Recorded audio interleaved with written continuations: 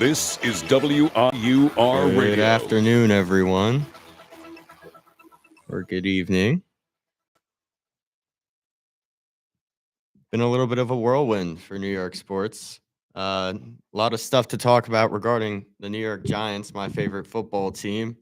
The New York Knicks are looking a little bit better now with Mitchell Robinson back. The Rangers have been looking better, but it's baseball season, or starting to be at least, and it hasn't started off great for either team. That's for sure. I'm gonna start off with the New York Giants. The Giants.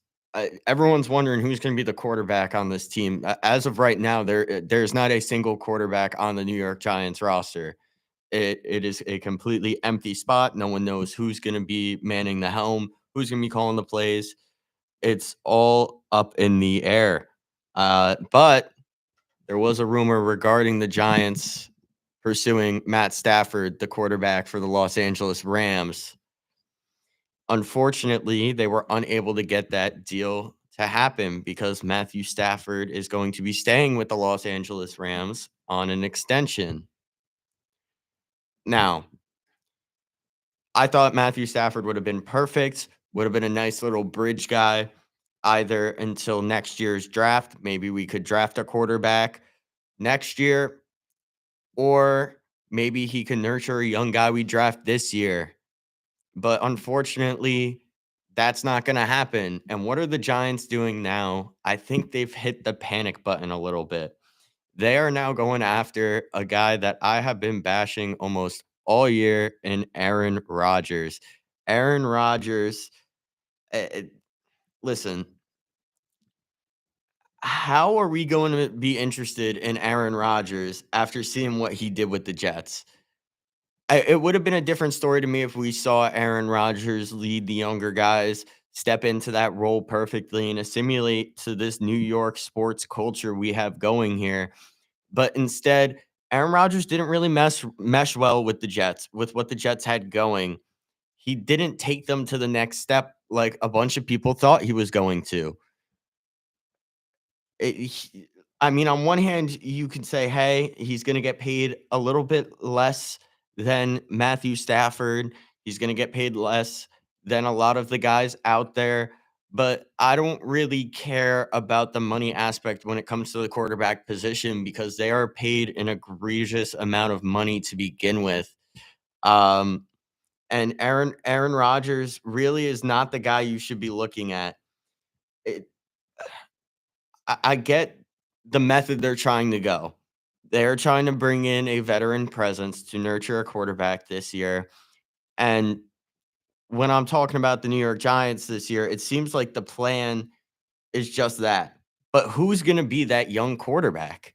Who's going to be the guy on the roster that's going to be this next step for the franchise, this next step for the New York Giants to get back to relevancy in the National Football League? Well, they intend to trade up to the number 1 pick. That would be all fine and well, although I'm not a huge fan of Shador Sanders. I how it's to me, it's more of a question on how. How are the New York Giants going to trade up to the number 1 pick when the Tennessee Titans need a quarterback just as desperately as the Giants do? It's great. It's happened before. Teams trade the number 1 overall pick because they don't need a quarterback. They have a guy there on their roster that they think can take over that quarterback role quite well. But that's not really the case for Tennessee. So you can intend to trade up to the number 1 pick all you want, but you need to ask yourself, how is this going to happen? The New York Giants might surprise everyone. They might have a plan, which is something they don't do quite well, is planning for the future. I understand the plan was to get Shador Sanders.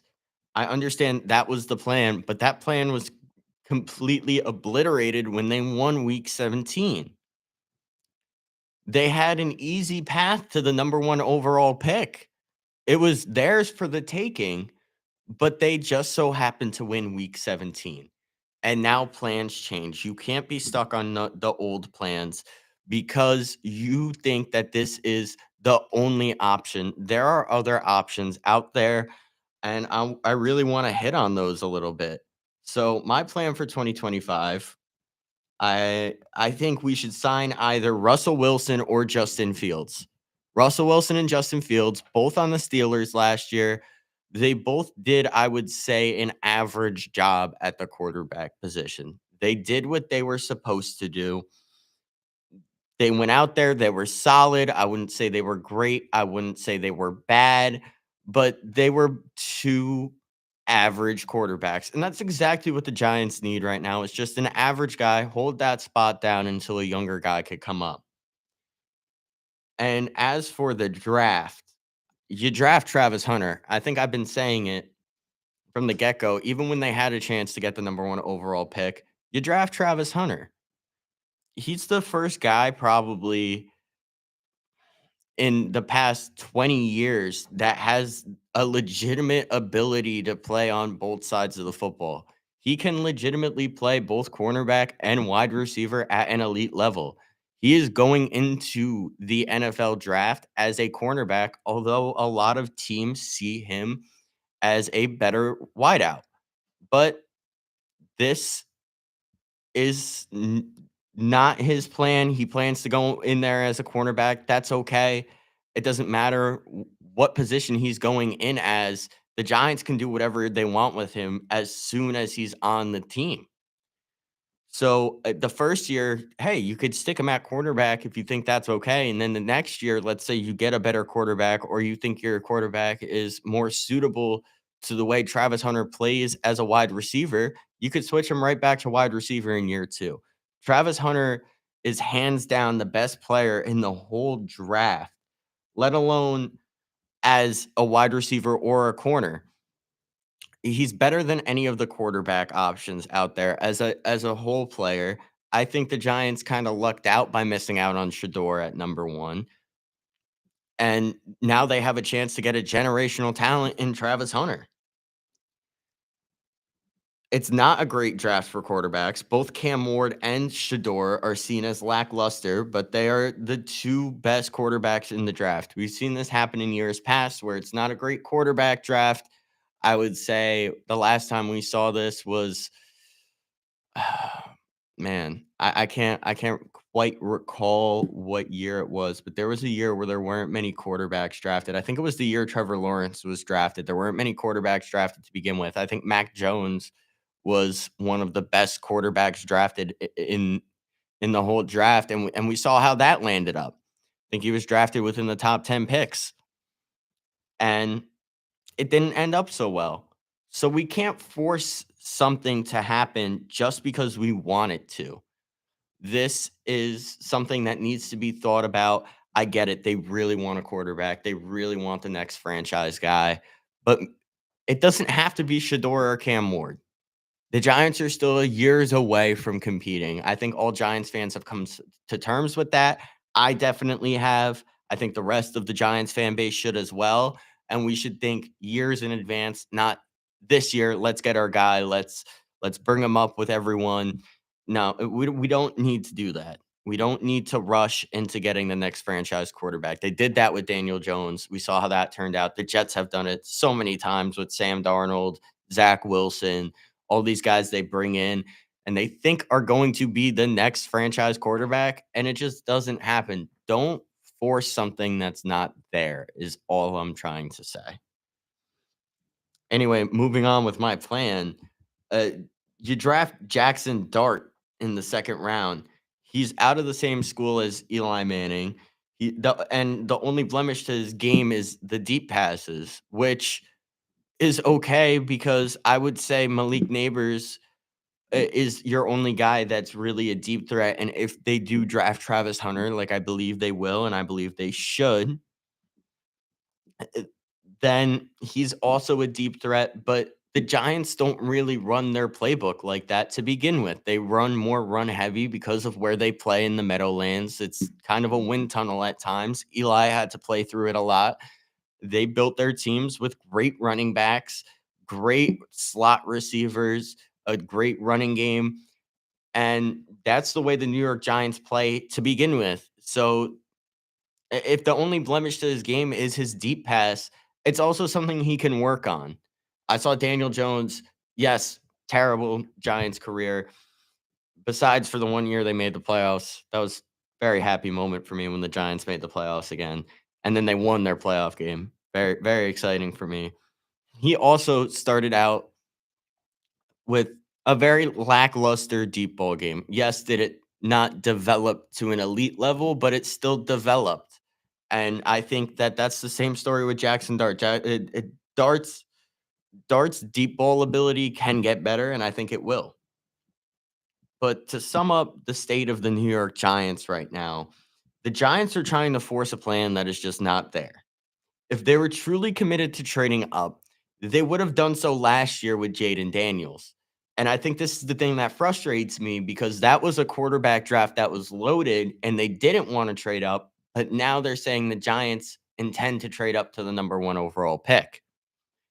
Why didn't you do this last year when Jaden Daniels was available? When, yes, Caleb Williams didn't have a great year, but Caleb Williams was available. These guys were available. There were drafts you could have traded up to get a great quarterback, and I'm just not convinced that Shador or Cam Ward are going to be that guy.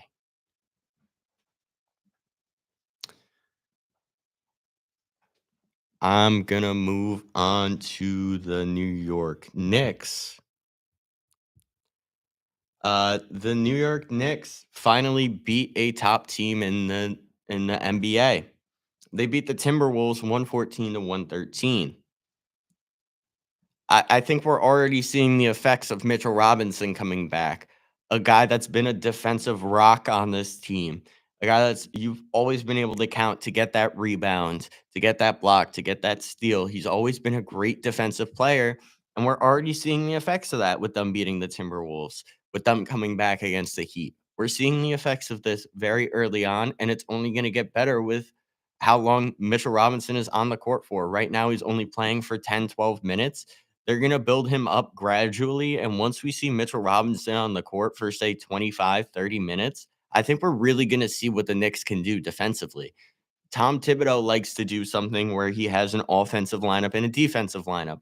It's a pretty basic basketball game plan.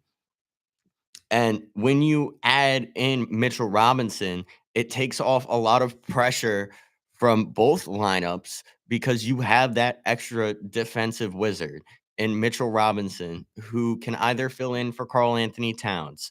He could fill in for Anunoby and they could shift the lineup around and move Cat back to power forward and Mitch to center and there's so many possibilities that this New York Knicks team can do now with Mitchell Robinson back. And I think we're really seeing the effects early on.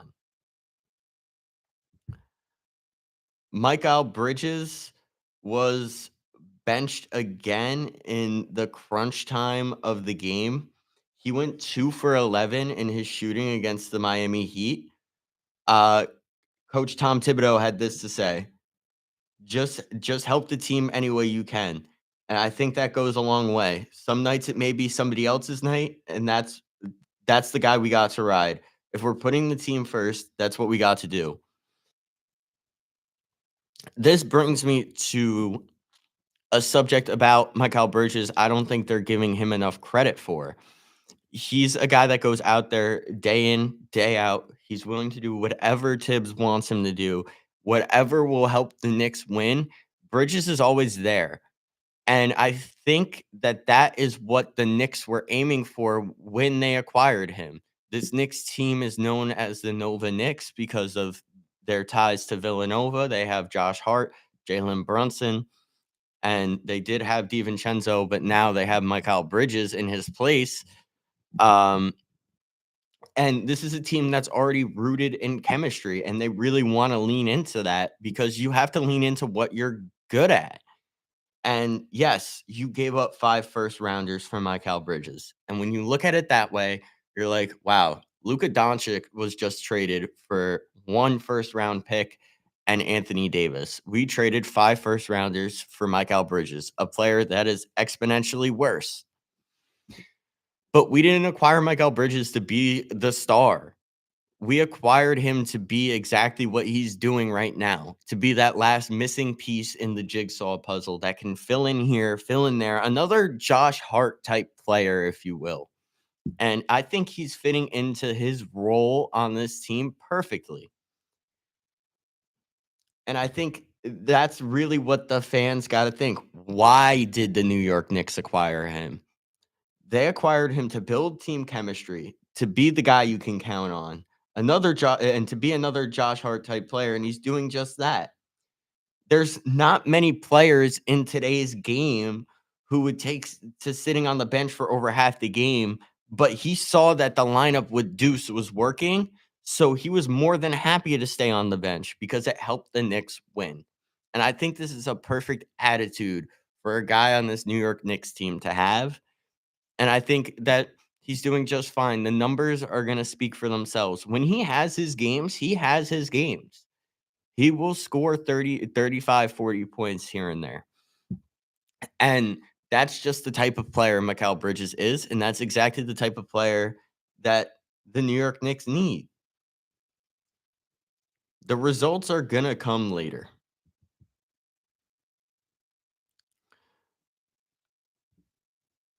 Back at the trade deadline about a week ago, or not a week ago, a month ago, then it has come out that the Knicks tried to land the Jazz's center, Walker Kessler. It's good to see the Knicks try to acquire someone that can make an immediate impact. The Knicks knew their weaknesses going into the trade deadline, which I feel like not a lot of fans had hoped that they would.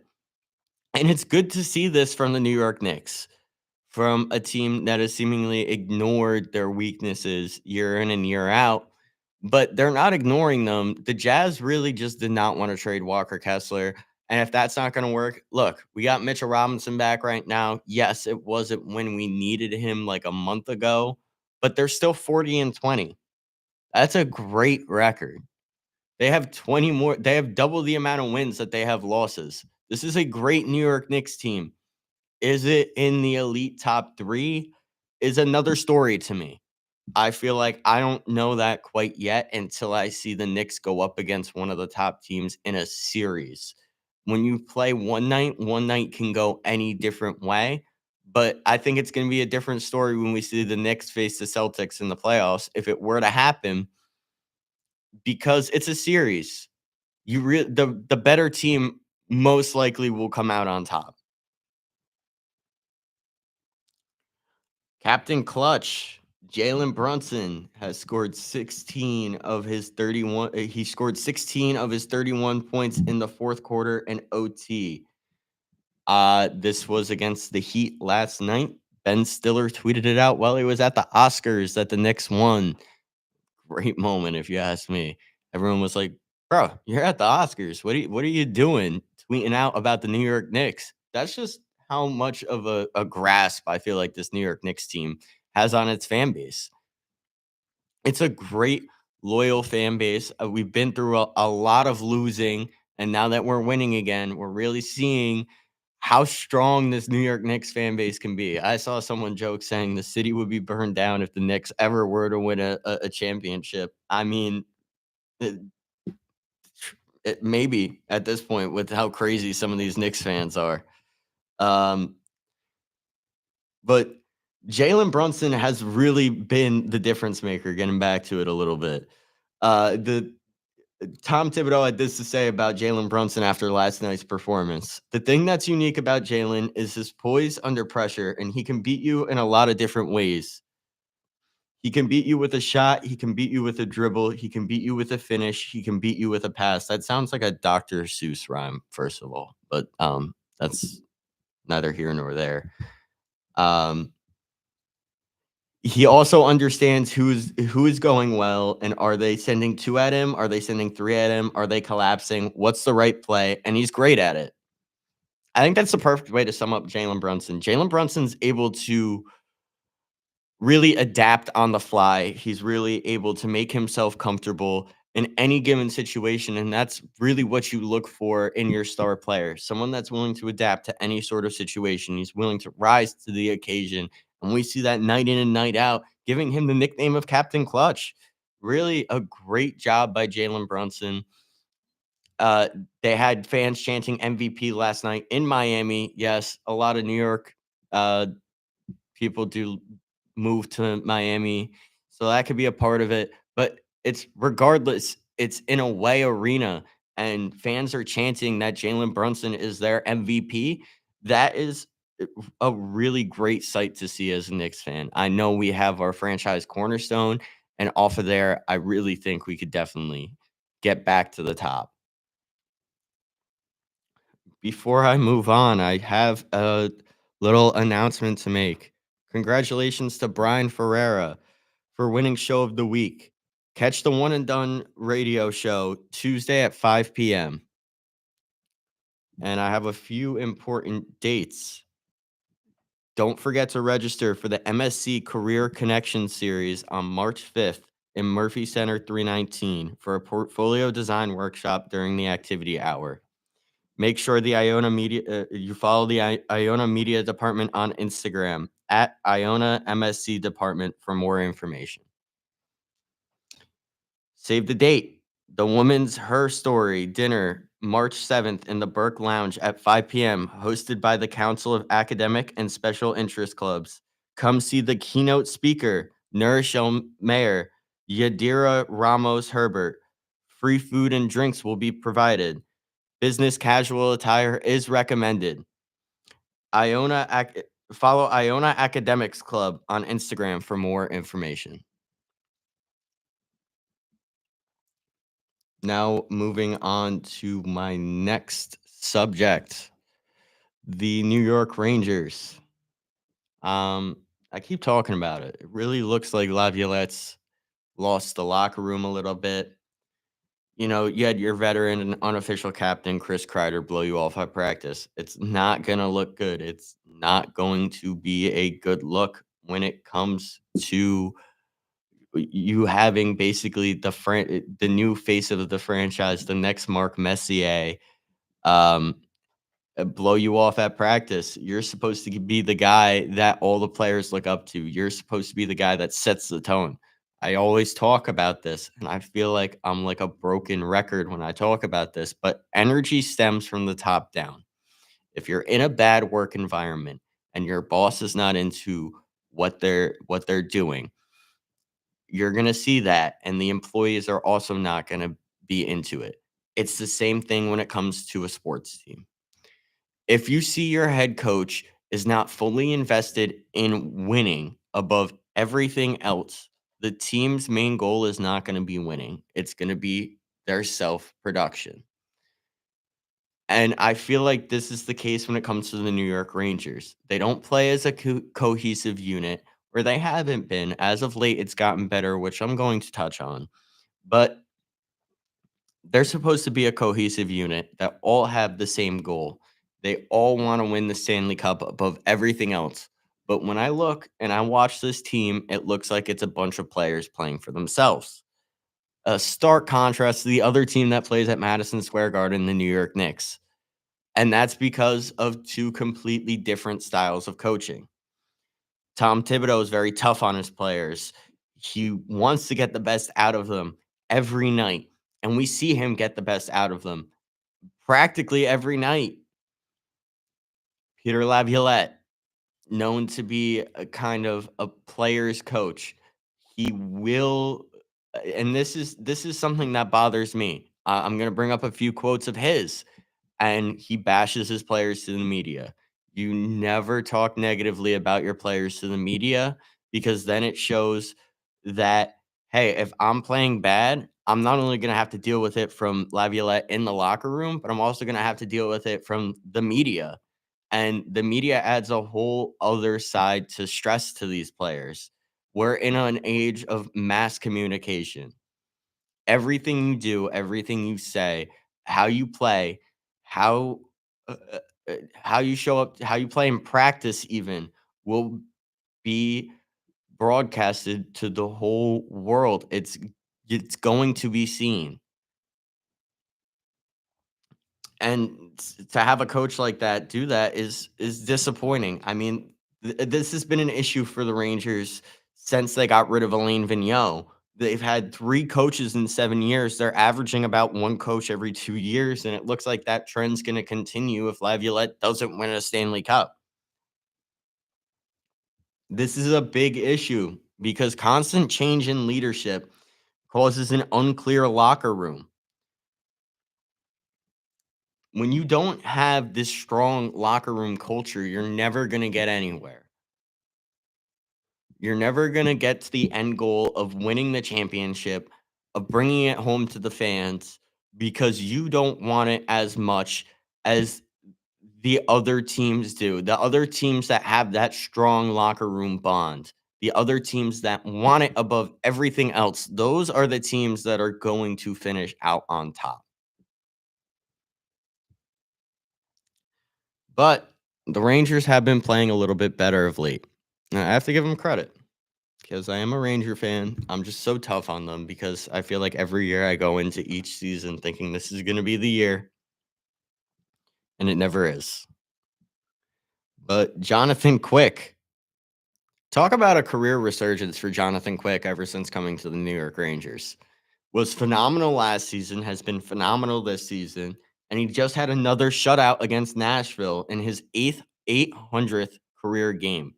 That's really hard to say his 800th career game. That's crazy because I feel like I've been watching Jonathan Quick since I was a little kid.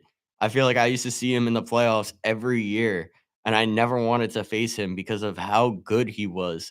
And he's an American-born goalie. Not many hockey players are really American-born. It's a national sport. I talked about it last week with the Four Nations tournament. Unfortunately, USA wasn't able to come out on top, but this is an international sport, and to see someone from the United States like Jonathan Quick break the wins record for a United States goalie and now have another shutout, which is the 63rd of his career.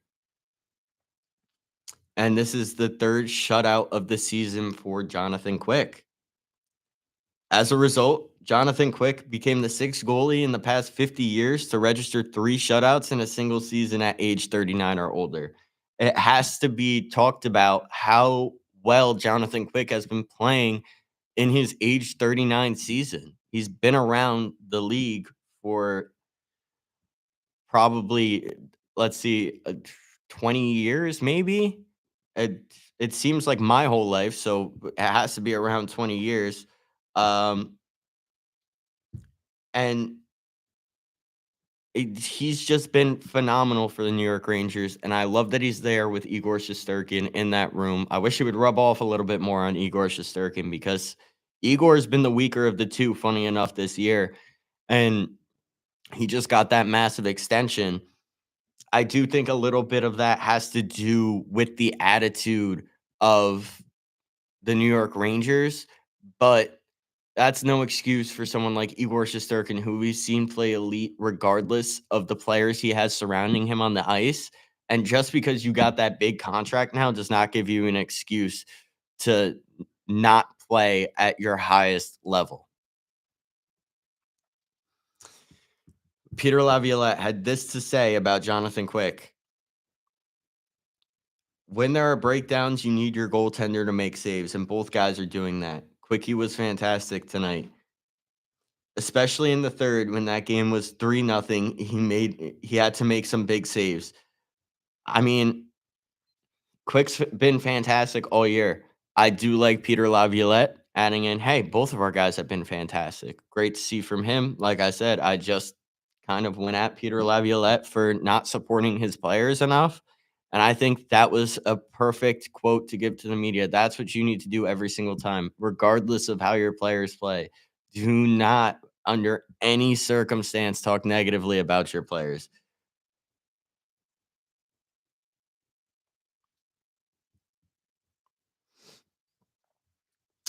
looking at the New York Rangers power play unit, they added Zach Jones to the power play unit. This is something I've been waiting for since Zach Jones got called up because Zach Jones in college was known for leading power play units. He used to make plays.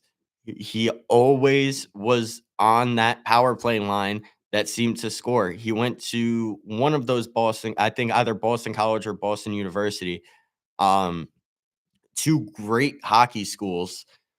uh, all those Boston schools are great. I mean, they have their own tournament surrounding it, the Bean Pot, and uh, it's almost like a whole league of its own when you talk about those Boston colleges and hockey there. It's completely different, almost like another major sport for them. And Zach Jones was really good on the power play unit there. He's been on the New York Rangers last season, at the end of last season, and now this season. And I think it's long overdue for him to be added to the power play unit. And I think the only reason it happened was because Adam Fox went down. And Adam Fox uh, being out, excuse me, is honestly a blessing in disguise. He looked really slow. He looked like he couldn't catch up with the best players in the Four Nations tournament, and he displayed he really cannot keep up with the best defenseman in the game, which is disappointing to me because I really love Adam Fox. I think Adam Fox is the best defender on the Rangers. I think he's been one of the best defenders in the league the past 5 years. Since the Rangers acquired him, honestly, he's been phenomenal. But one thing about him is he is very slow. And when you pair him up with a guy like Keandre Miller, who cannot really transition very well, he's still very clumsy on the ice. I think that's just the way he's going to be. He can't transition well from offense to defense or defense to offense. And so when you pair Adam Fox and Keandre Miller together, it's just a recipe for disaster. And when you put a guy like Adam Fox on the power play unit, obviously the other team puts out their best four on the ice to make sure you do not score your best four defensemen.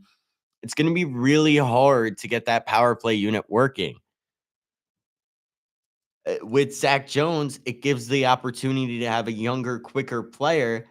And this can be the beginning of a new, faster era for the New York Rangers, which they've lacked in recent years, and I think has been a huge root to their shortcomings the past few seasons. But when you talk about New York hockey as a whole, and I want to wrap the New Jersey Devils into this because it's been a similar story with them. They've failed New York hockey. I remember when I was a kid, when the Rangers played the Islanders, it was a nationally covered game. Everyone was excited for it, and it was like the whole week you waited for that game to come. You waited and waited. A lot of my friends were Islanders fans. I talked with them, and it's the same thing when the Rangers play the Devils too. Especially now with Jack Hughes out, hoping for a speedy recovery for Jack Hughes. Looked pretty scary last night. Hoping it's not going to be career ending like Frank the Tank from Barstool Sports is saying. But this it was very scary to see with Jack Hughes, but that's a little bit besides the point.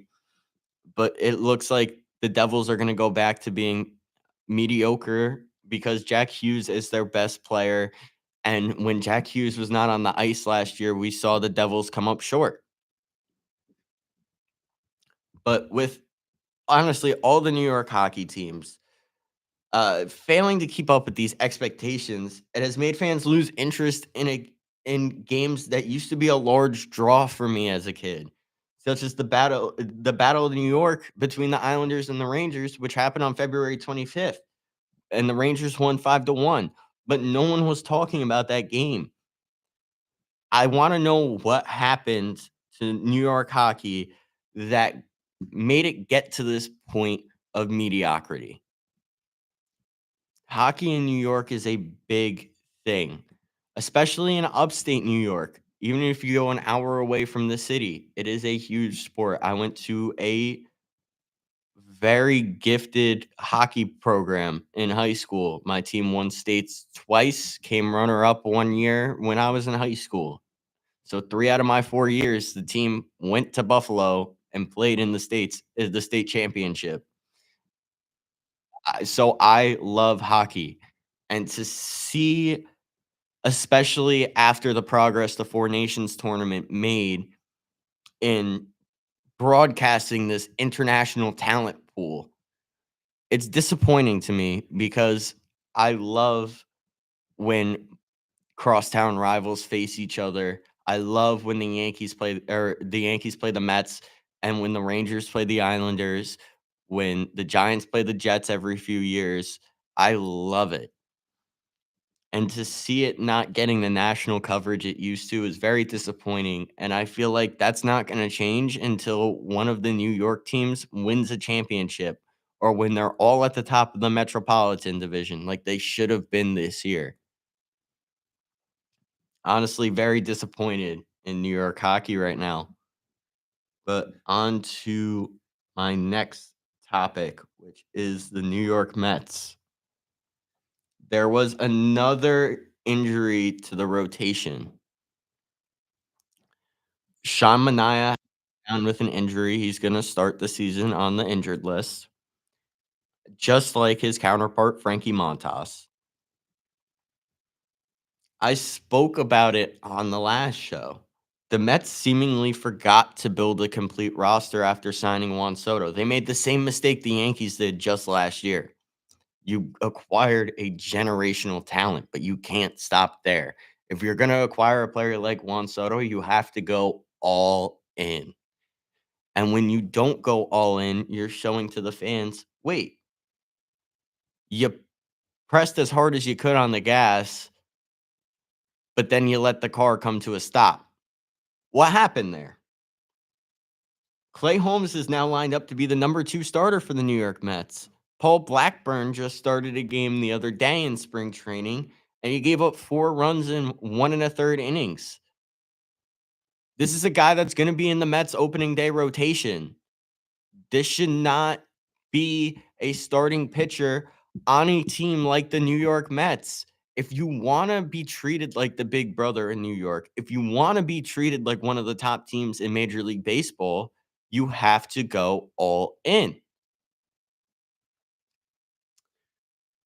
This team that is supposed to be going all in should be embarrassed. Where is Uncle Steve and his money bags? I always hear about Uncle Steve, man. He's always going to give us everything the fans want. He's going to put the best product on the field. There's no limits to what Steve Cohen can do. But where is that? He just let Quintana, who was one of the last few options on the free agent market, showed success last season for you in New York. The past few seasons he's been with the Mets. You just let him go to the Brewers, a team you took down in the National League Division Series and probably going to be at the top of the division for years to come. You let him go to the competition. So what is Steve Cohen doing here? Because we saw Steve Cohen's financial situation when he signed Juan Soto. He's obviously got a lot of money. He blew completely past the luxury tax. There's no added penalty to acquiring someone else. Unlike the New York Yankees, who are underneath the luxury tax, this is the opposite of how it used to be. But why is Steve Cohen stopping here? I see Mets fans excited about getting a table at a local Dick's Sporting Goods. Why are the Mets fans focusing on the fact that they got a little decorative table with their merch on it? Very nice, you know. They have the little shirts and everything on there. Most of it's probably Juan Soto and Pete Alonso. Um, why are they excited over a little table at a Dick's Sporting Goods? I go into Dick's Sporting Goods, I see a Yankees table, I'm like, great. You know what that reminds me of? The fact we don't have a third baseman. I'm not thinking, oh, let me post this to Twitter real quick and be like, hey, Yankees fans, look, we have a table and you don't. I don't care. I care about what the product is on the field. I could care less about having a merch table in Dick's Sporting Goods.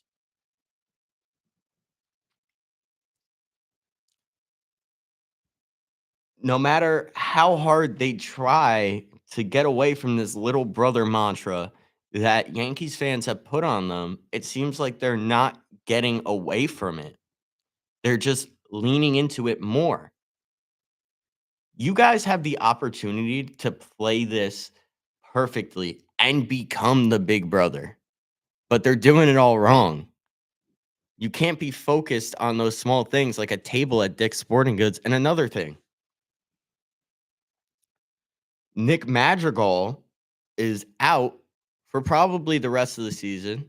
He's a guy that has never truly played to his potential, but he was going to fill in that role of Jose Iglesias, that utility man. But you have younger guys on the roster that could fill in. Brett Beatty. Um, these are guys that have never truly gotten a shot in the major leagues. And now is the perfect time to be giving a guy like Brett Beatty that spot that Nick Madrigal was going to have. But instead, Mets fans are focused on getting Jose Iglesias back. Why are you focused on getting Jose Iglesias back when, yes, he had a great season last year? He was a great clubhouse guy for you. It's similar to the conversation on should the Yankees bring back Anthony Rizzo? Like, no. I love what he did for the clubhouse culture. I love that he's close with Aaron Judge. But I know he doesn't add anything to the team. Jose Iglesias does not add anything to the New York Mets. They can't be focused on this little cute, oh my God, uh, saying, slogan, whatever you want to call it. Uh, this this just is not anything that Mets fans should really seriously be considering as a path for their team.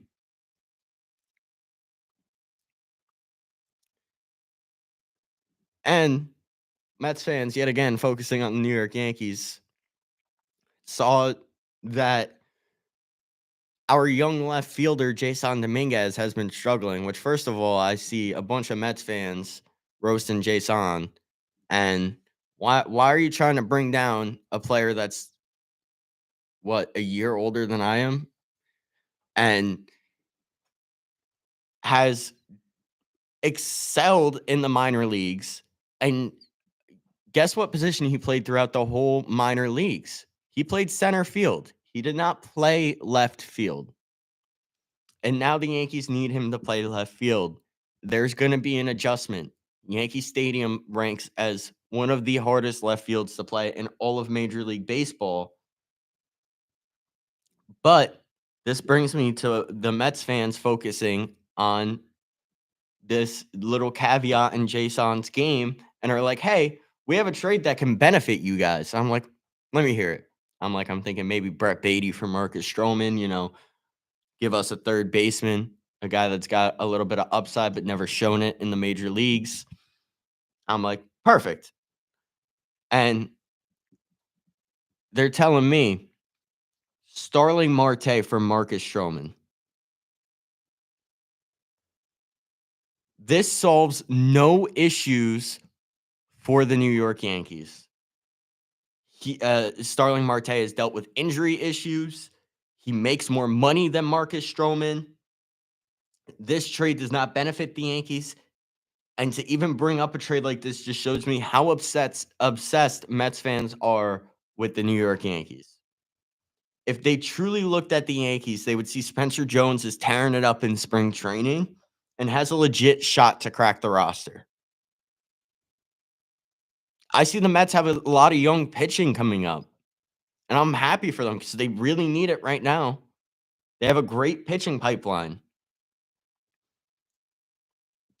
And maybe they should utilize that a little bit. But instead, it looks like they're going to go with Griffin Canning, a guy that shouldn't even be on the roster, that was had the worst season for a starting pitcher in nearly a century.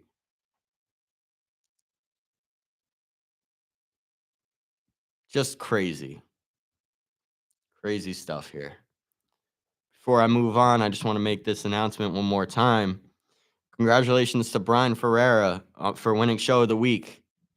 Catch the One and Done radio show Tuesday at 5 p.m. And a few important dates. Don't forget to register for the MSC Career Connection Series on March 5th in the Murphy Center, room 319, for a portfolio design workshop during the activity hour. Make sure to follow the Iona Media Department on Instagram at Iona MSC Department for more information. Save the date. The Woman's Her Story dinner, March 7th in the Burke Lounge at 5 p.m., hosted by the Council of Academic and Special Interest Clubs. Come see the keynote speaker, Nourichelle Mayer, Yadira Ramos Herbert. Free food and drinks will be provided. Business casual attire is recommended. Follow Iona Academics Clubs on Instagram for more information. Now, moving on to my final topic of the show, my New York Yankees. Dealing with a lot of injuries here. Just came out, DJ LeMahieu dealing with a calf injury. Anyone outside of the Yankees organization could have told you this. DJ LeMahieu is not a liable third base option for you going into the 2025 season. They really should have thought of the third base position a little bit more. I love Oswaldo Cabrera. He's a guy I've spoke with personally. I don't think he's the answer. I do think that there are external options, but are the Yankees willing to go over the luxury tax? It looks like no. Which brings me to Luis Gil's injury. Luis Gil is dealing with a high-grade lat strain. This isn't the same injury that held Marcus Stroman out from mid-May until September of last year. So now Marcus Stroman may have to be inserted into the starting rotation. But there are many young arms in the system the Yankees could use to fill that slot outside of Marcus Stroman if they do not want to trigger the clause in Marcus Stroman's contract that if he pitches 150 innings, he will get another year added to his contract. This is something the Yankees should really be trying to avoid, which is why I think they should look at their other options. They have two young pitchers, Will Warren and Clayton Beeter, that are both ready to come up and can make an immediate impact in this Yankees starting rotation. They're going to be the 5 starter. We don't need anyone stellar at the 5. This isn't a very serious thing. Yes, Luis Gil, great pitcher. I can't watching him live, if you've ever watched him live, he gives kind of a Pedro Martinez-esque game style to his game.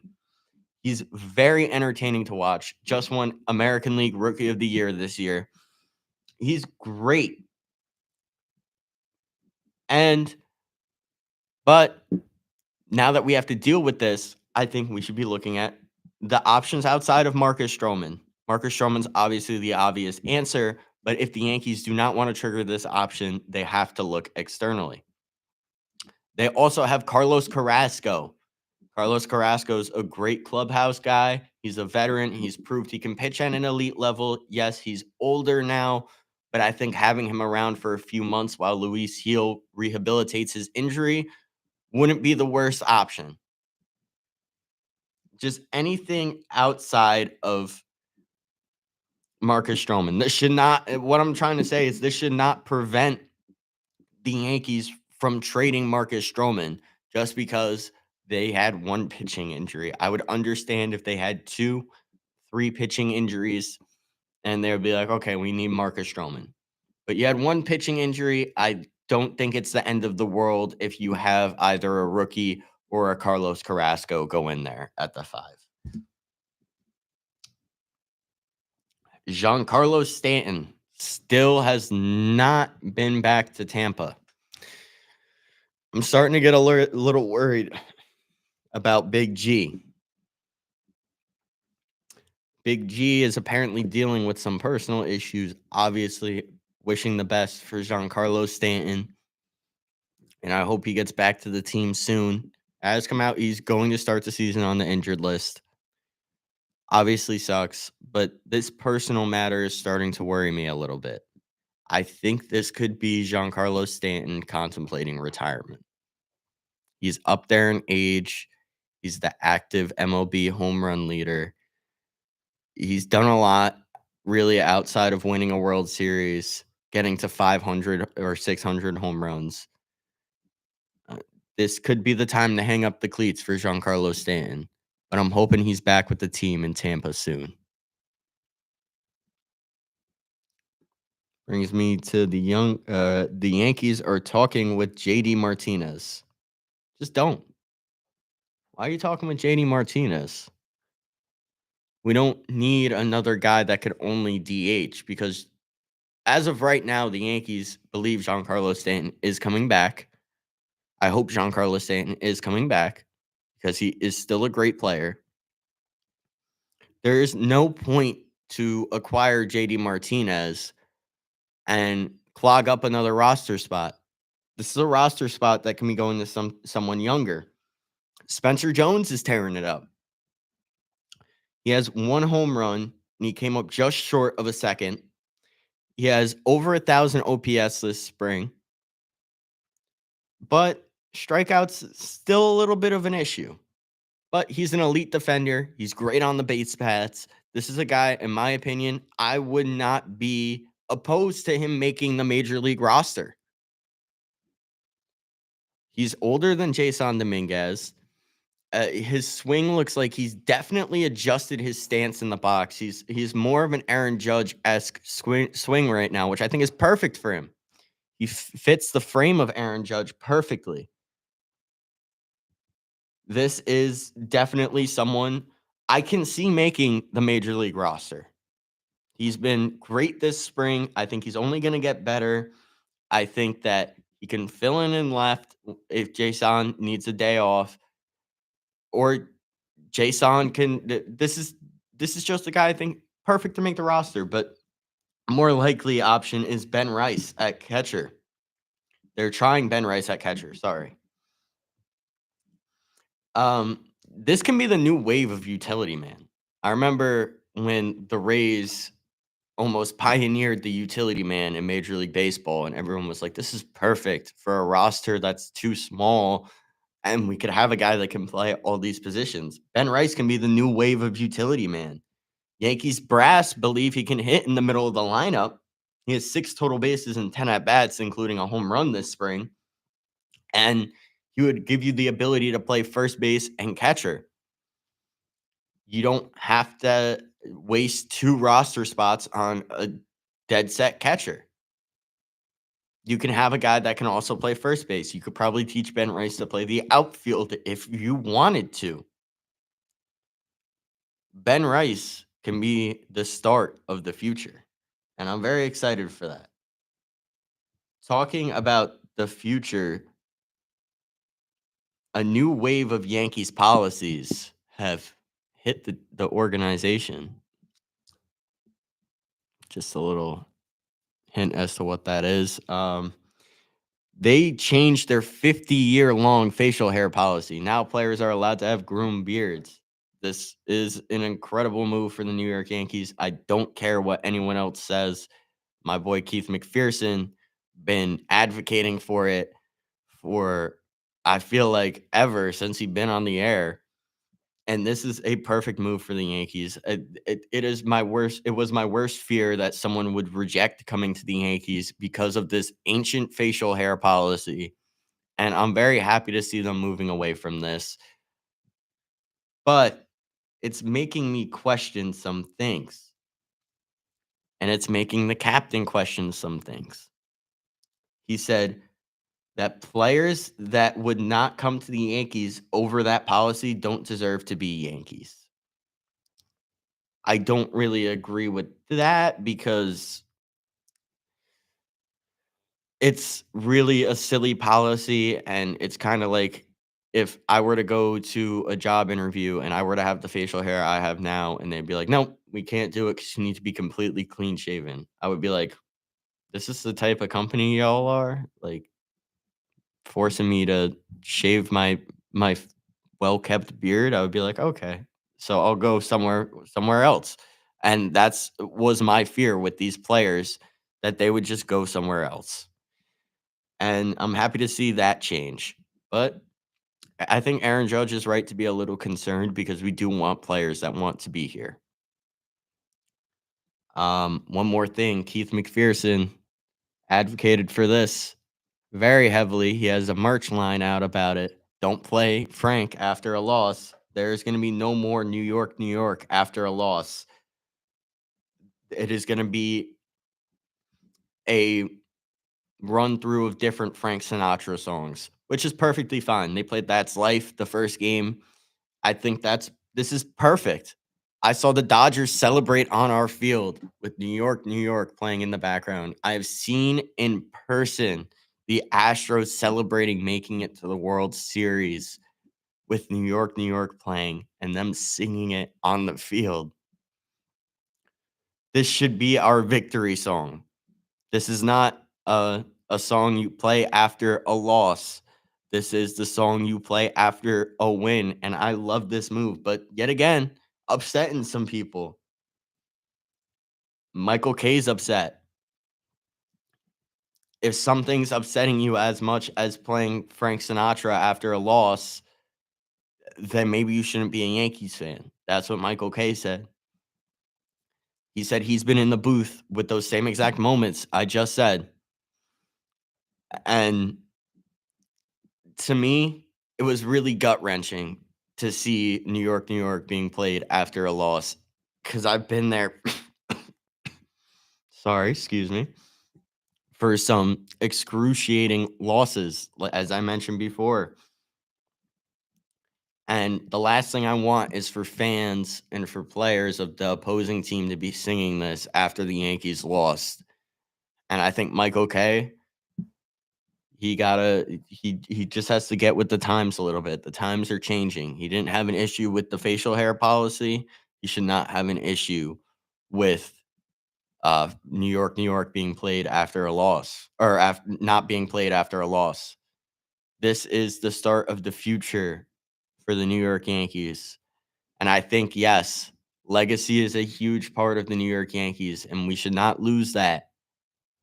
But changing these few minor things were much needed. This is Empire State of Sports, and thank you guys for tuning in. I should be having some guests on soon, and I'll see you guys next week.